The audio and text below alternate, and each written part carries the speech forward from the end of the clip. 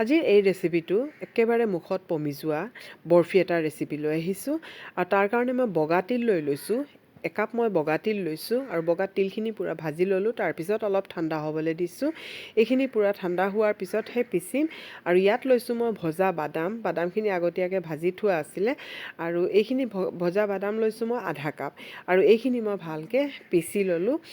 ইমান ফাইন পিচাও নাই, অলপ হেৰিকৈ পিচি লৈছোঁ। আৰু ইয়াত লৈছোঁ মই আধা কাপ চেনি আৰু আধা কাপতকৈ অলপ কম গাখীৰ লৈছোঁ। আৰু এতিয়া এইখিনি ভালকৈ চেনিখিনি গলালৈকে পূৰা ভালকৈ উতলাই ৰাখিম। আৰু এতিয়া আমাৰ তিলখিনি অলপ হেৰি হৈ গ'ল, ঠাণ্ডা হৈ গ'ল। আৰু এতিয়া এইখিনি মই পিচি ল'ম, পূৰা ভালকৈ পিচি ল'ম তিলখিনি। আৰু এইখিনি পূৰা ফাইন পিচি ল'লোঁ।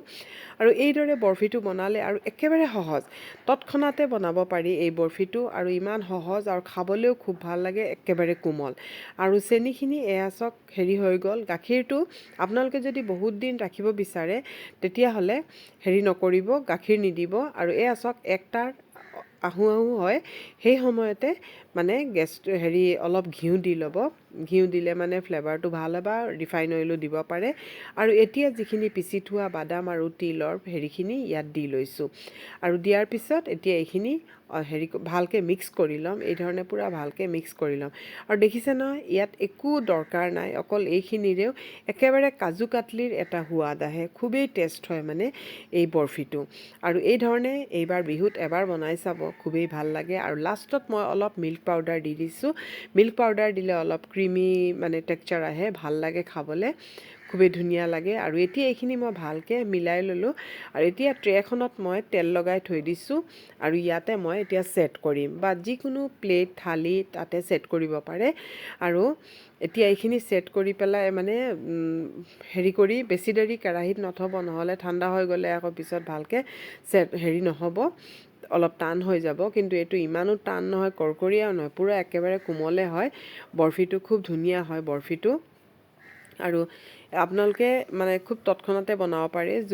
তিল যদি দিব নিবিচাৰে, অকল বাদামেৰেও বনাব পাৰে। আৰু যদি বাদামো নাথাকে তেতিয়াহ'লে অকল তিলেৰেও বনাব পাৰে।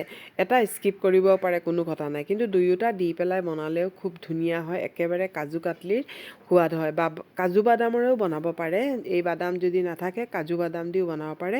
ওপৰত মই অলপ নাৰিকল দি দিছোঁ, এনেই গাৰ্নিচিঙৰ কাৰণে দি দিছোঁ নাৰিকল। আৰু অলপ হাতেৰে প্ৰেছ কৰি দিছোঁ গৰম থাকোঁতে, তেতিয়া অলপ বহি যাব। আৰু এতিয়া এই গৰমে মই অলপ কটাৰ চিনটো দি দিম, এই ধৰণে কাটি পেলাই থৈ দিম। তেতিয়া কি হ'ব, ঠাণ্ডা হ'লে কাটিলে পিছত শ্বেপটো নাহিব, সেইকাৰণে গৰমে এই ধৰণে কাটি ল'ব। আৰু এতিয়া একেবাৰে ঠাণ্ডা হোৱাৰ পিছতহে উঠাব, নহ'লে গৰমে নুঠাব, ভাঙি যাবগৈ। আৰু পূৰা ঠাণ্ডা হৈ গ'ল। আৰু এতিয়া মই উঠাম।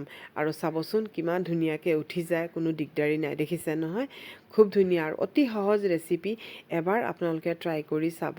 আৰু যদি ৰেচিপিটো ভাল লাগিছে, এটা লাইক কৰিব আৰু শ্বেয়াৰ কৰি দিব। আৰু এইবাৰ বিহুত আপোনালোকে এইটো এবাৰ বনাই চাব। আৰু চাবচোন, মই অলপ কৰি ছাৰ্ভ কৰিছোঁ। আৰু খুবেই ধুনীয়া হৈছে এই ধৰণে ৰেচিপি। আৰু এটা মই অলপ ভাঙি পেলাই দেখুৱাইছোঁ, চাবচোন ইমান কোমল। আৰু হাতেৰে কৰি দিলেই ভাঙি যায়, চাওকচোন কিমান কোমল হয়।